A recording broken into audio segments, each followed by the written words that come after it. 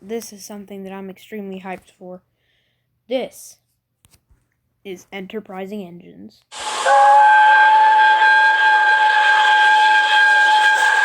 Tenders for Henry. I'm not happy, complained Gordon. Your firebox is out of order, said James. No wonder after all that coal you had yesterday. Hard work brings good appetite, snapped Gordon.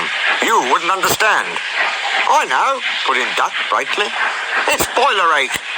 I warned you about that standpipe on the other railway, but you drank gallons. It's not boiler ache, protested Gordon. It's... Of course it is, said Henry. That water's bad. It furs up your tubes. Your boiler must be full of sludge. Have a good washout. Then you'll feel a different engine. Don't be vulgar, said Gordon huffily. Gordon backed down on his train, hissing mournfully. Cheer up, Gordon, said the Fat Controller. I can't, sir. The others say I've got boiler ache, but I haven't, sir. I keep thinking about the dreadful state of the world, sir. Is it true, sir, what the diesels say? What do they say? They boast that they've abolished steam, sir. Yes, Gordon, it is true. What, sir? All my Doncaster brothers drawn the same time as me? All gone, except one. The guard's whistle blew, and Gordon puffed sadly away. Poor old Gordon, said the Fat Controller. If only we could. Yes, I'll ask his owner at once. He hurried away. Arrangements took time, but one evening Gordon's driver ran back excited. Wake up, Gordon! The Fat Controller's given you a surprise. Look! Gordon could hardly believe it. Backing towards him were two massive green tenders, and their engine shape was very like his own. It's Flying Scotsman, he gasped. The Fat Controller's brought him to see me. Oh, thank you, sir. Gordon's toot of joy was drowned by Flying Scotsman's as he drew happily alongside. Next day, the two engines were photographed side by side. You've changed a lot, smiled Flying Scotsman. I had a rebuild at Crewe. They didn't do a proper Doncaster job, of course, but it serves. I had a rebuild, too, and looked hideous. But my owner said I was an extra special engine and made them give me back my proper shape. Is that why you have two tenders, being special? No, you'd hardly believe it, Gordon, but over there, they've hardly any coal and water. But surely, every proper railway... Exactly. You are lucky, Gordon, to have a controller who knows how to run railways. Everyone got on well with Flying Scotsman, except Henry. Henry was jealous. Tenders are marks of distinction, he complained. Everybody knows that. Why's he got two? He's famous, explained Duck and Donald. He was the second to go 100 miles an hour. Besides, the other railway has no coal and water. Whew, sniffed Henry. I can't believe that. I never boast, he continued, but I always work hard enough for two. I deserve another tender for that. Duck whispered something to Donald. Henry, asked Duck innocently, would you like my tenders? Yours? Exclaimed Henry. What have you got to do with tenders? All right, said Duck. The deal's off. Would you like them, Donald? I wouldn't deprive you of the honour. It is a great honour, said Duck thoughtfully, but I'm only a tank engine, so I don't really understand tenders. Perhaps James might... sorry I was rude, said Henry hastily. How many tenders have you, and when could I have them? 6. You can have them this evening. 6 lovely tenders, chortled Henry. What a splendid sight I'll be. That will show the others the sort of engine I am.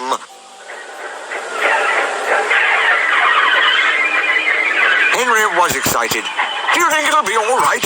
He asked for the umpteenth time. Of course, said Duck. Just go where I told you, and they'll be ready. Meanwhile, word had gone round, and the others waited where they could get a good view. Henry was cheered to the echo when he came, but he wasn't a splendid sight. He had 6 tenders, true, but they were very old and very dirty. All were filled with boiler sludge. "Had a good wash out, Henry?" called a voice. "That's right. You feel a different engine now?" Henry wasn't sure, but he thought the voice was Gordon's.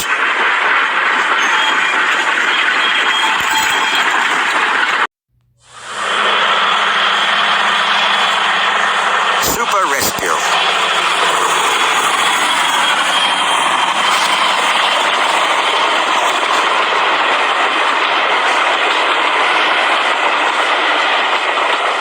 The 2 Diesels surveyed the shed. "It's time, 7101, said one, "that we took this railway over." "Shush, 199. It's their railway after all." "Not for long," persisted 199. "Our controller says steam engines spoil our image." "Of course we do," snapped Duck. "We show what frauds you are. Call yourselves engines? If anything happens, you care nothing for your train. You just moan for a fitter. We bring it home, if only on 1 cylinder. "Nothing," boasted 199, "ever happens to us. We are reliable." Vulgar noises greeted this. "How rude," said 199. "You asked for it," growled 7101. "Now shut up." Next day, Henry was rolling home tender first. "I'm a failed engine," he mourned. "Lost my regulator. Driver says it jammed wide open, and he can't mend it till I'm cool.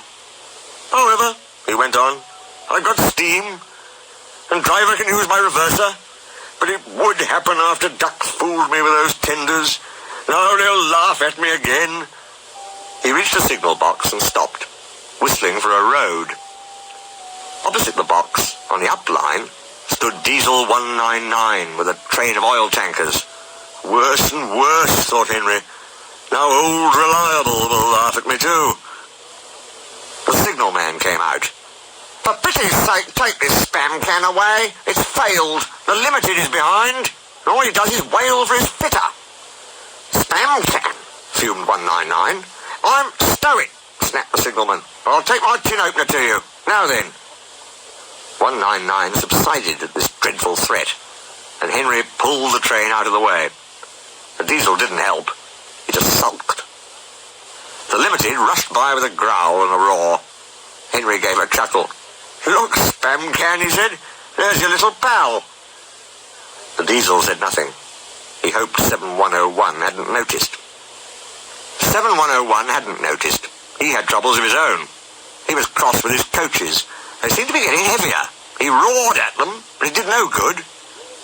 Engines have a pump called an ejector, which draws air out of the train's brake pipes to keep the brakes off. If it fails, air leaks in and the brakes come on, gently at first, then harder and harder. 7101's ejector had failed. The brakes were already leaking on while he passed Henry. He struggled on for half a mile before being brought to a stand, growling furiously, unable to move a wheel. "Well, well, well. Did you hear what signalman said? I thought they'd be laughing at me," chuckled Henry. "Now the joke's on them." "Moving 2 dead Diesels and their trains," said his driver thoughtfully. "That's no joke for a failed engine. Do you think you can do it?" "I'll have a good try," said Henry with spirit. "Anyway, 7101's better than old spam can. He did try and shut him up last night." "Come on then," said his driver. "We mustn't keep the passengers waiting." "Get moving, you!" Henry puffed the sulky Diesel into motion and started to the rescue. Henry gently buffered up to the express. While the 2 drivers talked, his fireman joined his front brake pipe to the coaches. "It's better than we thought, Henry," said his driver. "The Diesel can pull if we keep the brakes off. So the only weight we'll have is spam can's goods." "Oh," said Henry. "That's a mercy." He was, by now, feeling rather puffed. "Poop, poop, poop, poop. Are you ready?" tooted 7101. "Peep, peep, peep, peep. Yes, I am," whistled Henry. So with 7101 growling in front, and Henry gamely puffing in the middle, the long cavalcade set out for the next big station.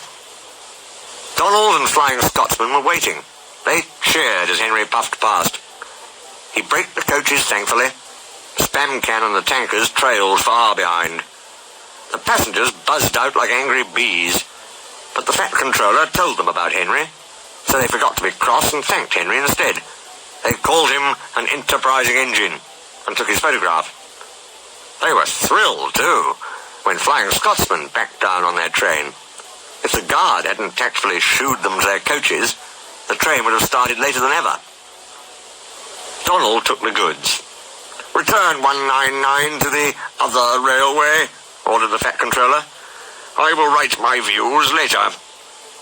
Henry and 7101 went away together. "I'm sorry about last night," ventured the Diesel. "That's all right. You did shut old Reliable up." "And," said the Diesel ruefully, "made a fool of myself today, too." "Rubbish. A failed ejector might happen to anyone. I'd lost my regulator."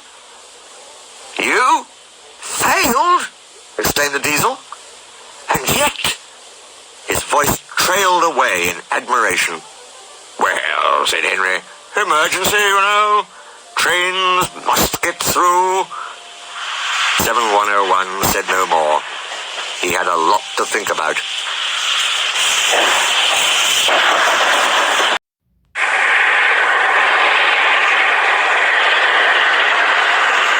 Escape.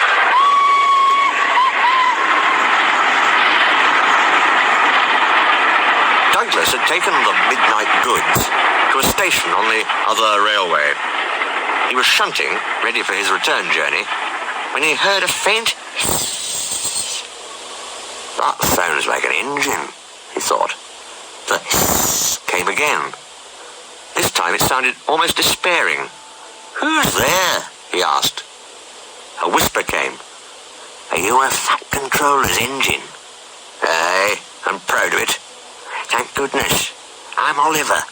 We're escaping to your railway, but we've run out of coal and have no more steam." "Is it from scrap you're escaping?" "Yes." "Then it's glad I'll be to help ye. But we maun work fast." Both crews joined in. They took off Oliver's side rods, wrote out transit labels, and chalked scrap everywhere they could. Douglas marshalled Oliver in front of his train. "No time to turn round," he panted. "I maun run tender first." "Yoo-hoo! Yoo-hoo!" yelled a passing Diesel. "A steamer's escaping! Yoo-hoo!" Douglas puffed firmly on. "Take no notice," he counselled. But they were stopped before they could clear the station's throat. The foreman's lamp shone on Oliver. "Ah!" he exclaimed. "A Western engine." His light flickered further back. "A Western auto coach and goods brake too. You can't take these." "Can we no?" said Douglas's driver. "They're all for us. See for yourself."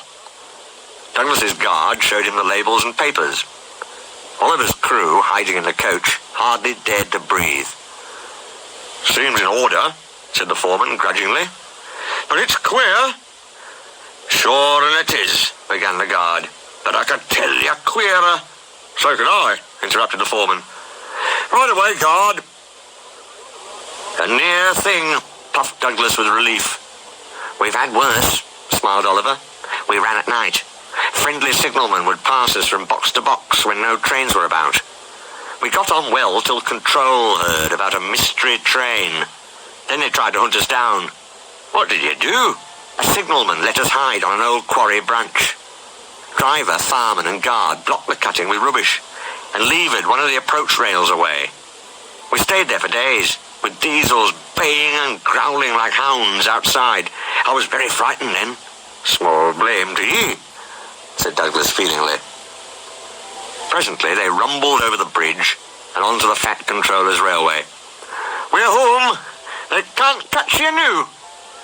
"Tell Isabel and Toad, please." Douglas called out the news and heard a joyful ting-a-ling-a-ling, ting-a-ling-a-ling. He was surprised. Oliver chuckled. "That's Isabel," he said. "There's a bell on her, you see. She's clever. When we go out together, I pull one way and push the other. When I pull, I can see ahead. When I push, I can't. So Isabel keeps a good lookout and rings her bell to talk to me." "You didn't say," Douglas was impressed. "About this dude," he continued. "Is he—" "Who'd you wished," said his driver. "Yon's the works. We maun slip in unbeknownst and find a place for Oliver." Douglas tried hard to be quiet, but the night foreman heard them and had to be told their secret. "I know just the place," he said, and showed them an empty siding nicely hidden away. Oliver said goodbye and thank you, and Douglas puffed away. "Yon's an enterprising engine," he thought. "I won away here with Donald, but I'd have been feared to do it on my own."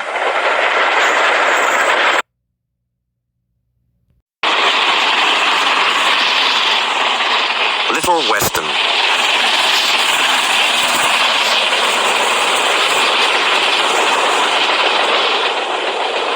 Douglas arrived back in time to see Flying Scotsman take his enthusiasts home. The Fat Controller said he had all been honoured, and thanked Flying Scotsman and his owner for their help. "Please tell everyone," he went on, "that whatever happens elsewhere, steam will still be at work here. We shall be glad to welcome all who want to see and travel behind real engines." This announcement was greeted with cheers, and Flying Scotsman departed to the strains of "Will Ye No Come Back Again," led, as one might expect, by Donald and Douglas. At last Douglas could tell his news. They were all excited about it, and agreed that something must be done for Oliver. "I'm feared," said Donald, "some murdering diesel may creep in, and him there alone, lacking steam even to whistle for help." "You're right," said James. "He won't be safe till the Fat Controller knows." "Douglas should tell him at once," said Gordon firmly. "Is it me speak to the Fat Controller? It's forwarded, think me, and maybe interfering." "Well, here he is," said a cheerful voice. "Now, what's all this about?" Duck broke the awkward silence. "Beg pardon, sir, but we do need another engine." "I agree, Duck. That is why I am giving 7101 another chance." Their faces showed such dismay that the Fat Controller had difficulty with his own. "Sir," ventured Gordon at last, "we had hoped for a real engine." "They," said the Fat Controller gravely, "are rare. And unless one escapes, there's little hope." "But, sir," burst out Donald, "one has." "And thanks to Douglas, he's now at our works," announced the Fat Controller. "Sir," gasped Douglas, "is there anything you don't know?" "More than you think," he laughed. "Oliver's crew told me all you did, Douglas. Oh, sir, you couldn't see a braw wee engine, and him in trouble, and no do a wheel's turn. More than a wheel's turn, I fancy.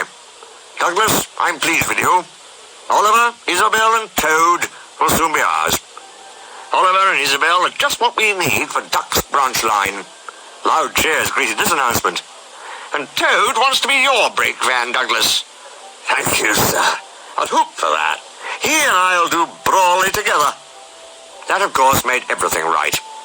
Henry spoke a good word for 7101, and the others gave him a welcome. He had good manners for a start, so Henry didn't find it hard to teach him our ways. 7101 finds them different from those of the other railway, but much more interesting. He is now quite a useful engine. They teased him at first because of his growls. They said he was like a bear. He still growls, not because he's cross, but because he can't help it. His name, Bear, has stuck. He likes it. "It's nicer than just a number," he says. "Having a name means that you really belong." The Fat Controller soon had Oliver, Isabel, and Toad mended and painted in full Great Western colours. Then he rescued 3 more Western auto coaches. 2, Alice and Mirabelle, he gave to Duck. The 3rd, Dulcie, joined Oliver and Isabel. Duck and Oliver are happy on their branch line. It runs along the coast to the small railway. "We reopen branches," they boast. They're very proud of this indeed. The others laughed at first and called their branch the Little Western. Duck and Oliver were delighted, and now no one ever thinks of calling it anything else.